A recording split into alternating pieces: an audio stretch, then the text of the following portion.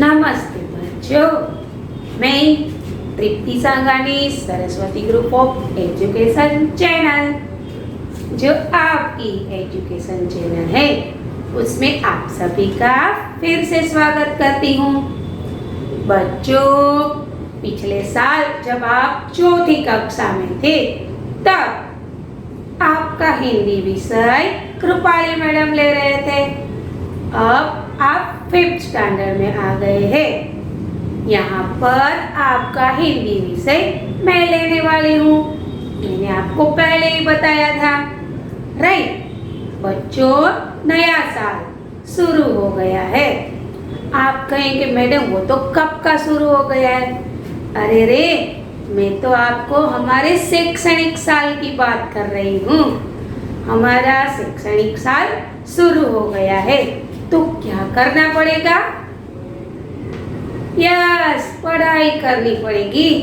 हमें अपना अध्ययन करना पड़ेगा, है ना? तो चलो हम अपनी पढ़ाई की ओर आगे बढ़ते हैं। बच्चों, आपको प्रथम सत्र में 8 इकाई पढ़नी है, ठीक है?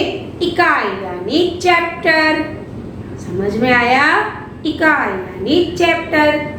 यहाँ पर इस वीडियो में हम प्रथम चैप्टर यानी कि प्रथम इकाई की ओर आगे बढ़ते हैं। छात्रों, आपकी प्रथम इकाई है चित्रपाठ, यातायात। यहाँ पर मैं आपको इस वीडियो में इस चैप्टर के प्रथम पाठ की चर्चा करूंगी, ठीक है? पहले हम सीखेंगे यातायात का अर्थ। यातायात का अर्थ क्या होता है, आपको पता है? नहीं, चलो मैं ही बता देती हूँ। यातायात का अर्थ होता है परिवहन, एक जगह से दूसरी जगह पर जाना। बच्चों, यातायात के बहुत सारे साधन हैं और उसके कई मार्ग भी हैं। समझ में आया? यातायात यानी परिवहन, एक जगह से दूसरी जगह पर जाना। यदि आपकी मम्मी आपको कुछ खरीदने के लिए भेजती है, तो आप क्या करेंगे?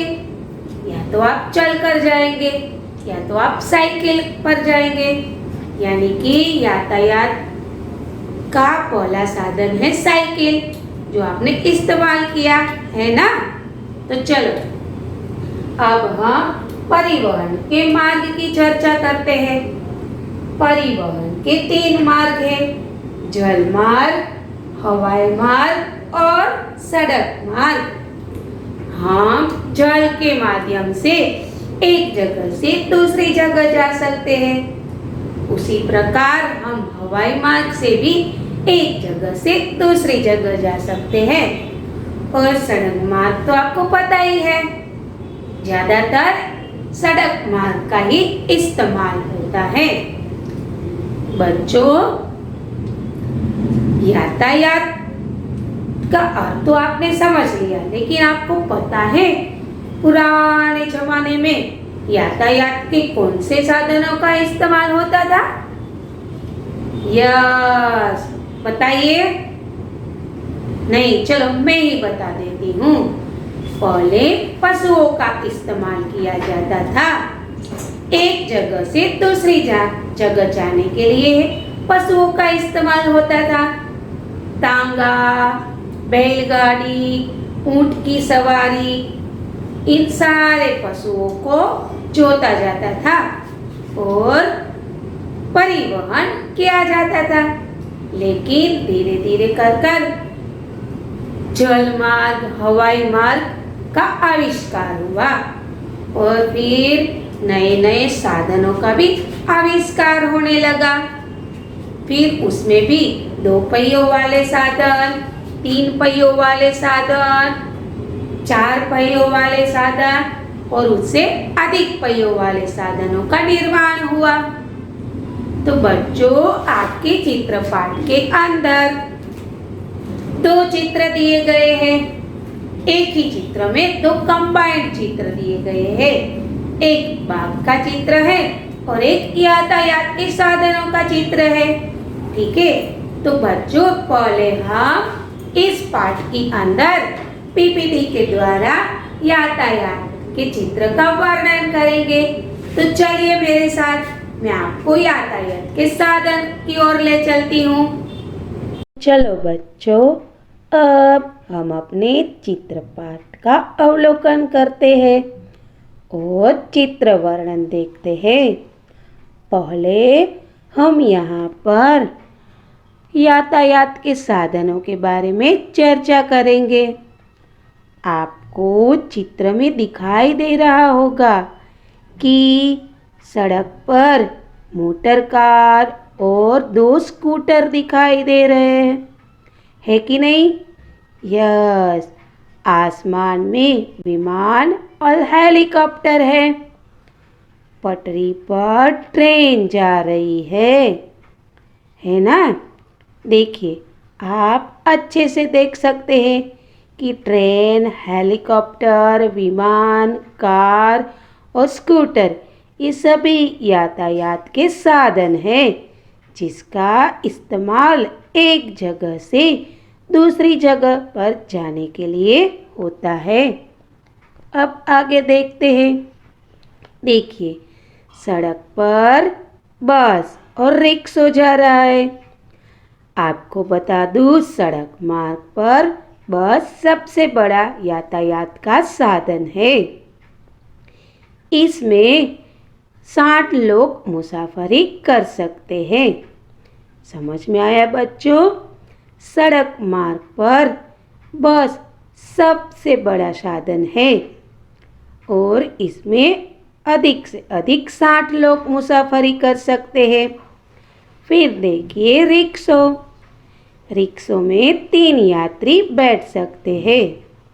अब बात करें पहियों की, तो रिक्शों के 3 पहिए होते हैं। कितने पहिए होते हैं बच्चों? यस, रिक्शों के 3 पहिए होते हैं और बस के 8 पहिए होते हैं। आप कहेंगे नहीं नहीं मैडम, ऐसा थोड़ी ना होता है, लेकिन दोनों साइड 2-2 पहिए उसमें लगाए होते हैं। यदि आपके पास अधिक सामान है तो बस के ऊपर भी उसकी व्यवस्था होती है, वहाँ पर भी हम अपना सामान रख सकते हैं। तो आपको ये बात समझ में आ गई होगी कि सड़क मार्ग का सबसे बड़ा यातायात का साधन कौन सा है? बस। अब आगे देखिए, सड़क पर 2 पहिए वाला साधन कौन सा है? साइकिल। इसमें भी आप 2 लोग सवारी कर सकते हैं, लेकिन यह हमारे निजी काम के लिए इस्तेमाल होता है। कुछ ही दूरी पर हमें जाना हो तो हम साइकिल का इस्तेमाल कर सकते हैं, लेकिन ऐसा नहीं है।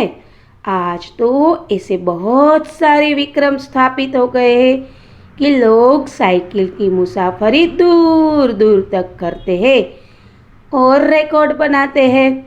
ठीक है, अब बात करें कार की। कितने पहियों की होती है? यस, 4 पहियों की होती है। यह यातायात का साधन लोग निजी काम के लिए भी इस्तेमाल कर सकते हैं और कुछ लोग मुसाफरों के लिए भी इसका इस्तेमाल करते हैं। बहुत से लोगों के पास खुद की कार होती है, यानी कि वो उसकी पर्सनल कार हुई, उसमें पूरा फैमिली बैठकर जा सकता है।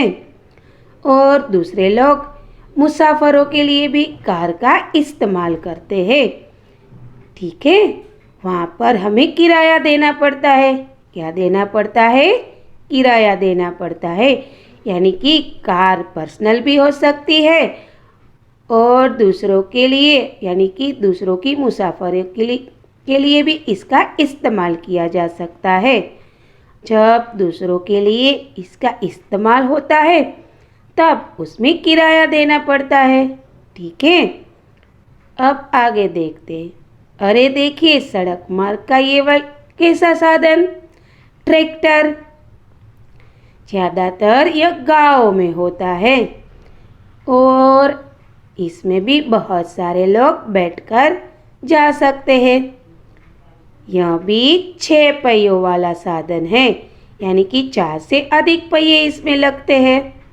ठीक है बच्चों, तो आपने देखा कि सड़क मार्ग पर तो बहुत सारे यातायात के साधन हैं। आप मुझे बताइए कौन कौन से साधन हैं? साइकिल, स्कूटर, उसमें भी बहुत सारी विविधताएं हैं। स्कूटर में भी ऐसा नहीं, साइकिल की भी बहुत सारी विविधताएं हैं।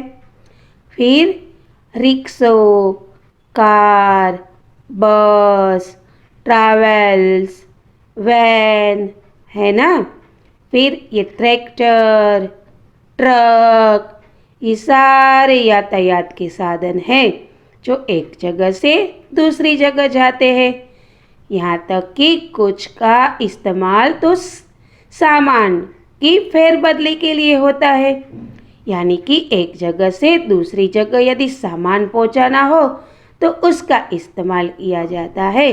जैसे कि ट्रक की बात करें, है ना। चलो अब आगे बढ़ते हैं। देखिए देखिए, यह है पटरी पर चलने वाला साधन। कौन सा? Yes, rail. बच्चों, मुसाफरी के लिए ये सबसे बड़ा साधन है, क्योंकि इसमें ज़्यादा से ज़्यादा 1300 लोग बैठकर एक जगह से दूसरी जगह जा सकते हैं। इसीलिए यातायात का यदि सबसे बड़ा कोई मार्ग है, साधन है, तो वो है ट्रेन, जो पटरी पर चलती है। यहाँ ज़्यादा से ज़्यादा 22 बोगी की होती है, यानी कि इसमें 22 डिब्बे होते हैं। ट्रेन का इस्तेमाल माल सामान के लिए भी होता है, जिसे हम मालगाड़ी कहते हैं। तो बच्चों, आप यह बात अच्छे से समझ गए होंगे कि ट्रेन बहुत बड़ी होती है, तो इसमें सुविधाएं भी बहुत सारी होती है। यदि 24 घंटे से अधिक समय लगे तो ऐसी ट्रेन में खाने का भी बंदोबस्त होता है, यानी कि मुसाफिर यात्रियों को कहीं दिक्कत नहीं होती खाने की, ठीक है, पीने की, क्योंकि बहुत सारी सुविधाएं ट्रेन में उपलब्ध होती है। इतना ही नहीं, ट्रेन के डिब्बे भी 3 प्रकार के होते हैं। प्रथम श्रेणी, द्वितीय श्रेणी और तृतीय श्रेणी, ठीक है, यानी कि जनरल बोगी। अरे अरे, इतना ही नहीं, महिलाओं के लिए भी कभी कभी अलग बोगी का इस्तेमाल किया जाता है, यानी कि अलग बोगी की व्यवस्था की होती है। ठीक है, अब देखिए, आपको चित्र में दिखाई दे रहा होगा कि यह ट्रेन पटरी पर तो चलती है, लेकिन देखो देखो, ऊपर तार से जुड़ी हुई है, यानी कि वो तार के साथ ही आगे बढ़ती है। तारों का इसमें इस्तेमाल होता है। ठीक है, अब आगे देखिए। अरे अरे, यह जल मार्ग है, यानी कि नौका और जहाज का इस्तेमाल एक जगह से दूसरी जगह जाने के लिए होता है, जल के माध्यम से। अब आप चित्र देखकर ही यह बात तो अच्छे से समझ गए होंगे कि नौका छोटी होती है, इसीलिए इसमें अधिक मुसाफिर नहीं जा सकते। यहाँ छोटे परिवार के लिए इस्तेमाल किया जाता है, जबकि जहाज में तो बहुत सारे लोग जा सकते हैं। इतना ही नहीं, इसमें बहुत सारी सुविधाएं उपलब्ध होती है। ठीक है, इसमें भी खाने पीने का बंदोबस्त होता है। इतना ही नहीं, यहाँ पर तो घर जैसा माहौल भी मिलता है। अभी तो बहुत सारी सुविधाएं इस जहाज़ में उपलब्ध होने लगी है और मुसाफिर उसका अच्छे से इस्तेमाल कर सकते हैं।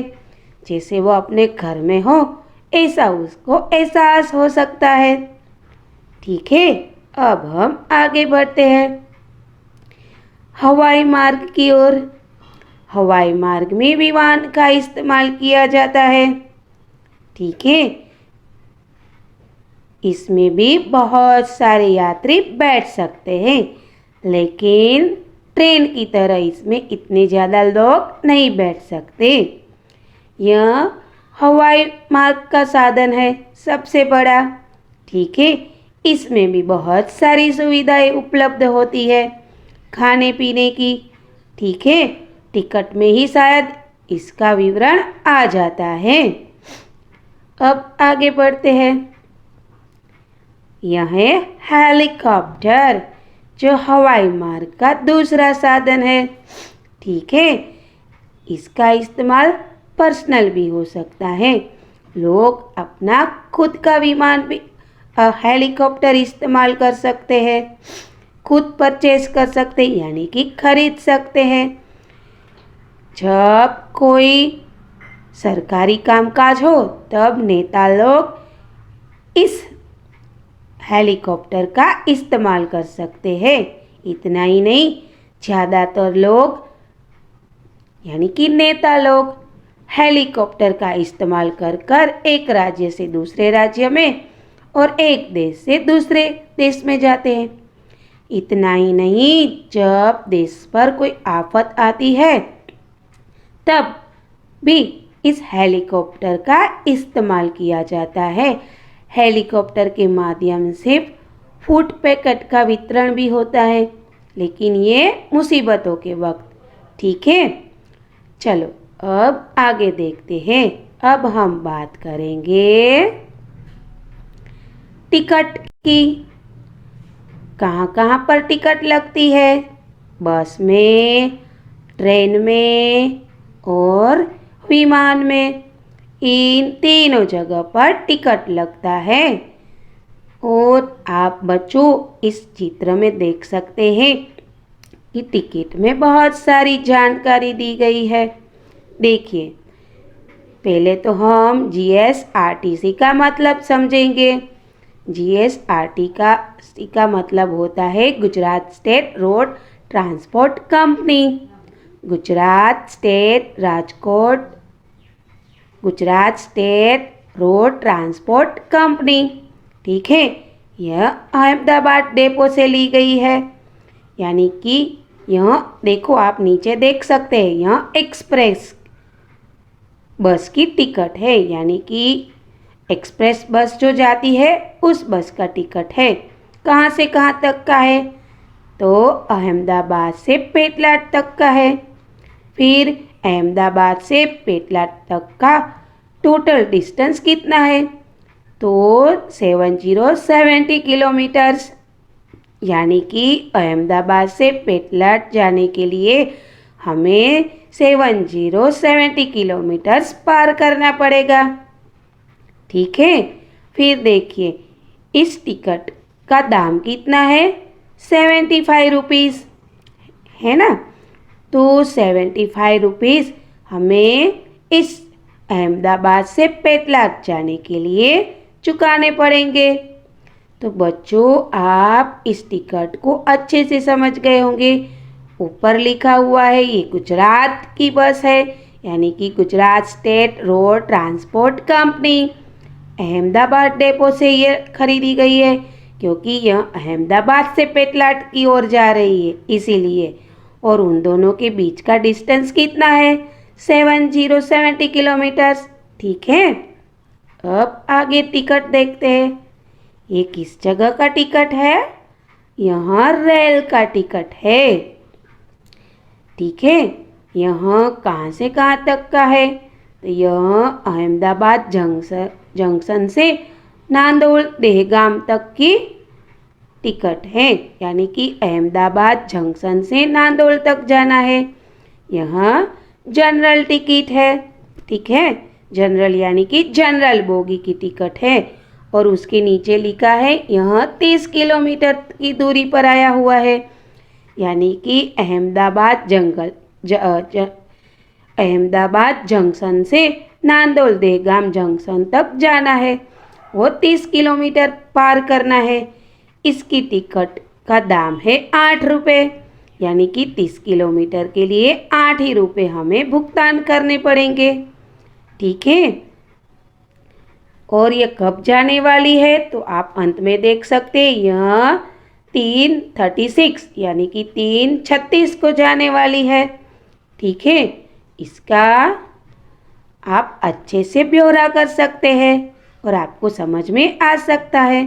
तो बच्चों, यहाँ पर हमने देखा कि जलमार्ग, हवाई मार्ग और जलमार्ग, हवाई मार्ग और सड़क मार्ग के बहुत सारे यातायात के साधन हैं। फिर 2 पहियों वाले, 3 पहियों वाले, 4 पहियों वाले और 4 से अधिक पहियों वाले साधनों के बारे में चर्चा की और अंत में हमने टिकट के बारे में चर्चा की। तो आप ये सारी बातें अच्छे से समझ गए होंगे। ठीक है, चलिए अब आगे बढ़ते हैं। तो बच्चों, आपको इस परिवहन के सारे साधनों के बारे में जानकारी प्राप्त हो गई होगी और कहाँ-कहाँ पर टिकट लगती है उसका भी आपको ज्ञान मिल गया होगा। इतना ही नहीं, टिकट कहाँ से कहाँ तक की होती है, उसमें किराया, सब कुछ आपको समझ में आ गया होगा, है ना। फिर जलमार्ग, हवाई मार्ग और सड़क मार्ग के सभी साधनों के बारे में आपको जानकारी प्राप्त हो गई होगी। इससे भी ज्यादा आपको जीएसआरटीसी का मतलब भी समझ में आ गया होगा। क्या होता है उसका मतलब बताइए? Yes, Gujarat state road transport company. GSRTC का मतलब होता है Gujarat state road transport company. तो आपको अब इन सारी बातों की जानकारी हो गई, कहाँ कहाँ पर टिकट लगती है, फिर कौन कौन से साधन हवाई मार्ग, जल मार्ग और सड़क मार्ग पर इस्तेमाल किए जाते हैं, अधिकतर किन साधनों का इस्तेमाल होता है, कौन कौन से कार्यों के लिए इस्तेमाल होता है ना। ये सारी जानकारी आप अच्छे से प्राप्त कर चुके होंगे पीपीटी के माध्यम से, है ना। चलो, कुछ प्रश्नों के रूप में हम इस इकाई को पूर्णाहुति की ओर ले चलते हैं। 3 पहिए वाले साधनों का नाम बताइए। यस, आप बताएंगे रिक्शा। ओके, 4 से अधिक पहियों वाले साधन कौन कौन से हैं? ट्रक, बस, ये सारे साधन 4 से अधिक पहियों वाले हैं। अरे अरे, कौन कौन सी जगह पर टिकट लगती है? बस में, रेल में, राइट, इन जगहों पर। अरे, विमान में भी टिकट लगती है और जो सड़क मार्ग के अन्य साधन है उसमें किराया लगता है ना। ठीक है, अब आगे बताइए कि जब इन सारे साधनों का आविष्कार नहीं हुआ था तब परिवहन के लिए किसका इस्तेमाल किया जाता था? यस, पशुओं का। तब कौन कौन से परिवहन के साधन थे?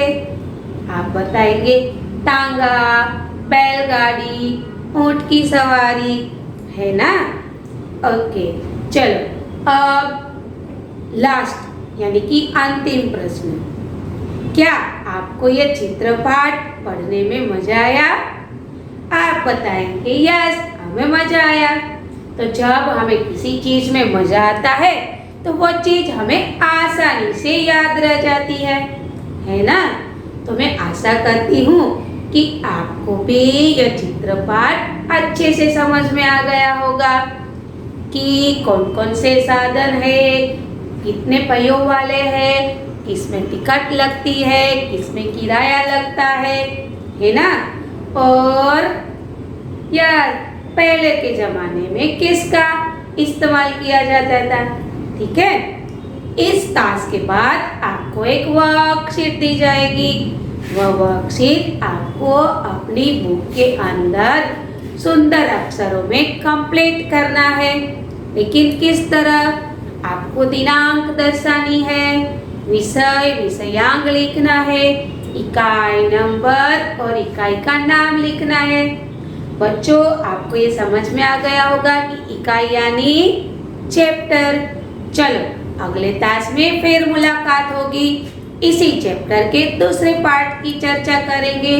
वहाँ पर हम यातायात चित्र पाठ में जो दूसरा चित्र दिया है उसका वर्णन करेंगे। तब तक के लिए अलविदा। धन्यवाद।